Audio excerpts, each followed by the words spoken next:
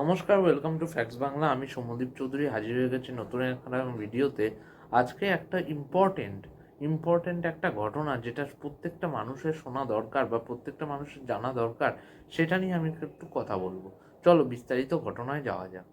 সেটা হলো, আজ থেকে কিছুদিন আগে, মানে দু একদিন আগে, শিয়ালদা স্টেশনে শিয়ালদা স্টেশন এবং শিয়ালদা স্টেশনের ওই নিচে, ফ্লাইওভারের নিচে কিছু অবাঙালি, বেশিরভাগই অবাঙালি, ম্যাক্সিমামই অবাঙালি, কিছু বাঙালি দু একজন হয়তো থাকে, কিন্তু ম্যাক্সিমামই অবাঙালি, কিছু হকার স্টল থাকে।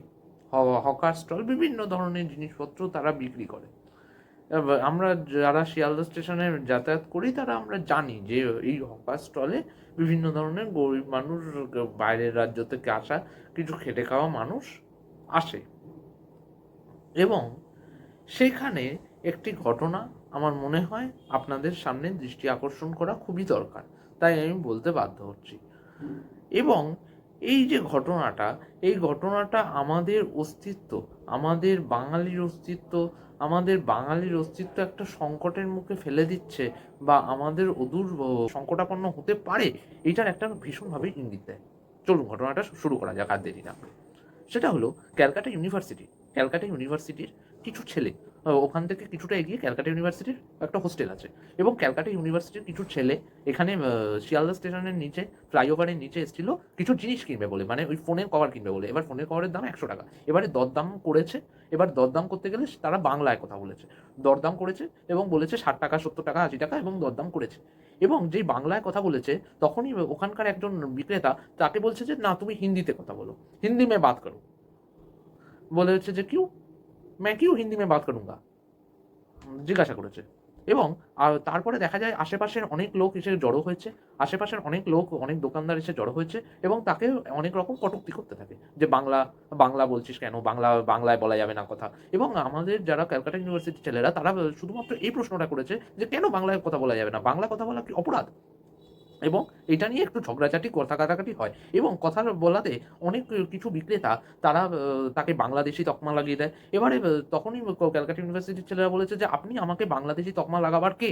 বাংলাদেশি তকমা লাগাবার কে? আপনি কে হন? বাংলা কথা বলতে হবে, বাংলায় কথা বলা যাবে না, এই করে জোর করতে থাকে খুব। এবং তারপরে তাকে মা-বাবা তুলে অশ্রাব্য গালিগালাজ থেকে শুরু করে বাংলাদেশি, রোহিঙ্গা, এই সমস্ত করে অপমানজনক কথা বলা এবং হ্যারাস করার চেষ্টা করা হচ্ছিল। এবং সেটা মেইন হোস্টেল অব্দি, ক্যালকাটা ইউনিভার্সিটির মেইন হোস্টেল অব্দি চলে যায়, এবং তাদের কিছু স্টুডেন্টকে আরও ডেকে আনা হয়। এবং পরিস্থিতি এমনটাই উত্তাল হয়ে যায় যে তার ফলে কি হয় যে তাদের মধ্যে মারামারি শুরু হয়ে যায়। এবং যে যারা বিক্রেতা ছিল, যারা অবাঙালি বিক্রেতা, খুব মানে রাগের সঙ্গে, ক্ষোভের সঙ্গে বলতে বাধ্য হচ্ছে, অবাঙালি বিক্রেতা ক্যালকাটা ইউনিভার্সিটির যে ছেলেগুলোকে ওখানে স্পটে, on the spot, Calcutta on the spot প্রায় 30-40 জন লোক জড়ো হয়ে গেছে, প্রায় বিক্রেতাদের, মানে অবাঙালি কিছু বিক্রেতাদের 30-40 জন জড়ো হয়ে গেছে। তাদের হাতে কারোর লোহার রড, কারোর হকি স্টিক, কারোর ধারালো কোনো অস্ত্র, সেগুলো দিয়ে মারতে থাকে, এবং ভীষণভাবে মারতে থাকে, এবং শুরু করে যে বাংলাদেশি, রোহিঙ্গা, এই ওই সেই অবৈধ অনুপ্রবেশকারী, এইসব বলতে শুরু করে। এবং আমার সবচেয়ে বেশি আশ্চর্য লাগলো, তারপরে সেখানে দাঁড়িয়ে থাকা বেশ কিছু বাঙালি লোক, বা বেশ কিছু বাঙালি অফিস ফেরত যাত্রী, বা যারা বাঙালি ব্যবসায়ী ছিল, তারা শুধু নীরব দর্শকের মতো তারা দেখে গেছিলেন এবং কিছু করলেন না। এবং তারপরে ক্যালকাটা ইউনিভার্সিটি থেকে দেখলো যে সুযোগ অবস্থা ভালো নয়, ক্যালকাটা ইউনিভার্সিটি থেকে আরও বেশ কয়েকজন, 20-30 জন ছেলে চলে এলো। তারপরে অবশেষে বন্ধ হলো, ওরা চলে গেল, পালিয়ে গেল, কিন্তু ভীষণভাবে আহত হয়েছে। ওখানকার যে নিকটবর্তী থানা, সেখানে খবর দেওয়া হয় এই বিষয়টায়, এবং এই বিষয়টা নিকটবর্তী থানায় খবর দেওয়া হয়, এবং নিকটবর্তী থানা প্রথমে অসহযোগিতা করলেও তারপরে ধীরে ধীরে সহযোগিতা করতে শুরু করে, এবং বলা হয় যে সঠিক তদন্ত করবে। কিন্তু কিন্তু এখনো পর্যন্ত দুজনকে মোটে ধরা গেছে, কিন্তু বেশি ম্যাক্সিমাম জনকেই ধরা যায়নি। এটা সবচেয়ে দুর্ভাগ্য, কিন্তু ধরা যায়নি। এবং তারপরে দেখা যায় যে তালি ভীষণভাবে টর্চার হয়, কারণ ওরকমভাবে মার, এবং অপ্রত্যাশিত একটা ঘটনা যে শুধুমাত্র বাংলা বলার অপরাধে এই জিনিসগুলো ঘটছে। এই ঘটনাটা আমি সংক্ষেপে বলার চেষ্টা করলাম। এই ঘটনা থেকে আমার কিছু পর্যবেক্ষণ, চলো সেটা বলা যাক। সেটা হলো, আমরা বিগত কিছুদিন ধরে টিভি চ্যানেলে বা বিভিন্ন জায়গায় আমরা দেখছিলাম যে বাংলা ভাষা বলার অপরাধে বিভিন্ন জায়গায় হ্যারাস করা হচ্ছে, বিভিন্ন জায়গায় বাংলাদেশি, রোহিঙ্গা, তারপরে অনবৈধ অনুপ্রবেশকারী, এই সমস্ত কথাবার্তা বলে বাঙালিদের উপর অত্যাচার হচ্ছে, ভীষণভাবে অত্যাচার হচ্ছে। যতই তারা বলুক না কেন, অত্যাচার হচ্ছে। এবং কিন্তু আমরা আমরা ভাবছিলাম যে আমাদের তো কিছু হচ্ছে না, মানে আমাদের তো এখনো গায়ে লাগছে না, কারণ আমাদের কিছু হয়নি, আমাদের এখনো গায়ে হাতটা পড়েনি। কিন্তু এটা কিন্তু খাস কলকাতার শিয়ালদা স্টেশনের মতো একটা জনবহুল এলাকায় এই ঘটনাটা ঘটেছে।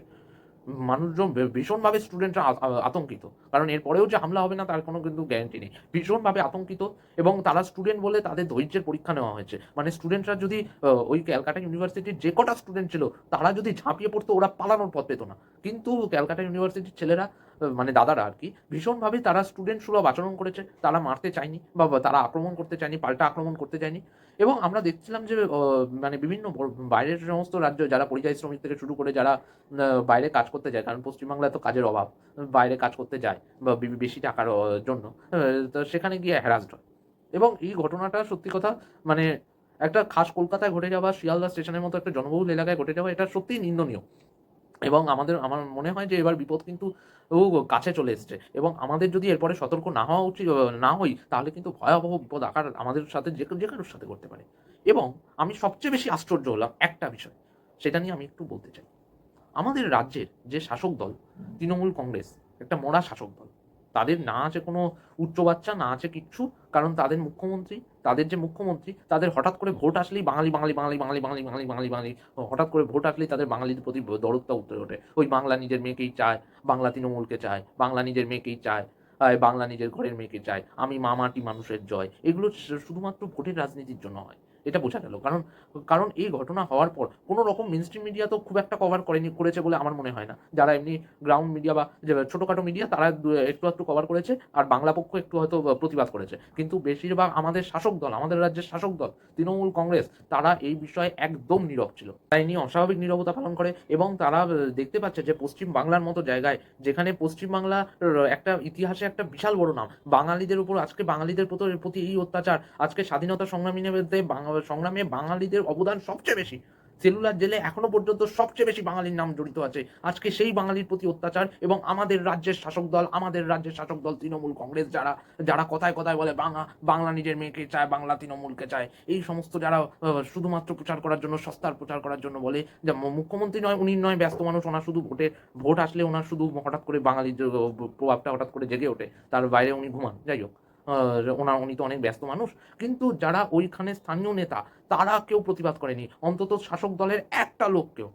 সে শাসক দলের বিভিন্ন বড়, বড় সাংবাদিক হতে পারে, অনেক বড়, বড় সব সাংবাদিক আছে, অনেক বড়, বড় নেতা আছে, যারা একটা লোক প্রতিবাদ করেনি। অন্তত একটা ফেসবুক পোস্ট পর্যন্ত করেনি। তাহলে কি এরা সত্যিকারের বাঙালির জন্য ভাবে? এটা বাংলার মানুষকে বোঝা দরকার। সত্যি কথা এই তৃণমূল কংগ্রেস কি সত্যিকারের বাঙালিদের কথা ভাবে? একটু ভাবুন। একটু ভাবা প্র্যাকটিস করুন। শুধুমাত্র ওই বাংলা নিজের মেয়েকে চায় বললে হবে না। একটু ভাবা প্র্যাকটিস করুন। ভাবুন যে এটা কি সত্যি কথা বলছে না মিথ্যে কথা বলছে। আজকে বাঙালিদের প্রতি অত্যাচারটা খাস কলকাতায় হয়েছে, অন্য রাজ্যে নয়। খাস কলকাতায় হয়েছে। আমাদের শাসক দল তৃণমূল কংগ্রেস চুপ। আমাদের শাসক দল তৃণমূল কংগ্রেস মুখে কুলু পেটেছিল। আজকে অন্য রাজ্যে হোক তো যে কোনো বাঙালি কোনো শ্রমিকরা কোনো অবাঙালি স্টুডেন্টদের কে নিগ্রহ করেছে বা অত্যাচার করেছে, এটা যদি ঠিক উল্টো হতো, পুরো আন্দোলন নামিয়ে ওই বাঙালিদের খুঁজে পাওয়া যেত না। তাহলে আমরা কেন করতে পারছি না? আমাদের শাসক দল একটা অপদার্থ শাসক দল, যাদের নিজেদের শুধুমাত্র ভোট ছাড়া তারা আর কিছু বোঝে না। যাদের ভোট আসলেই হঠাৎ করে বাঙালিদের প্রতি ভালোবাসা জেগে ওঠে। এটা খুব মানে কি বলবো? এটা খুবই ডিসঅ্যাপয়েন্টিং। এবং বাংলার মানুষকে দল যেমন বিজেপি তারা তো কিছু করবে না। ওই তারা এইসব নিয়ে তাদের তো বেশিরভাগই সব অবাঙালি। যাই হোক, ২-১ জন বাঙালি আছে। তারা তো এইসব বিষয়ে প্রতিবাদ করবে না। আর আমাদের বাকি রইল আমাদের বামপন্থী দল। তারা তো আজকে পশ্চিমবাংলায় কেন সারা ভারতবর্ষে তাদের কোনো অস্তিত্ব নেই। তারা জিরো। তারা হোল জিরো।